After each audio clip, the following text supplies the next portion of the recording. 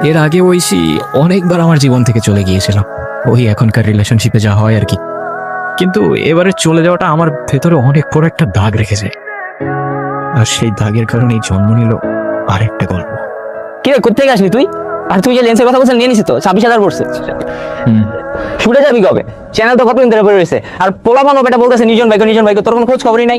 কি রে, কি হয়েছে তোর? এদিকে আয় তো, হয়েছে কি বলতো? কি বলবো আমি, বল।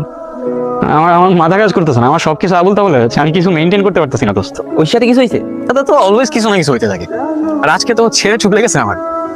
এই দুনিয়াটা এত কমপ্লিকেটেড কেন বলতো? আমি বুঝতেছি রে ভাই। না তুই বুঝতেছিস না, তুই বুঝতেছিস না, আমি তোরা বুঝাইতেও পারবো। ওই কথা বাদ দে তো, আর মাথা ঠান্ডা কর, বাসা যা, আমি তো রাত্রে ফোন দিতেছি।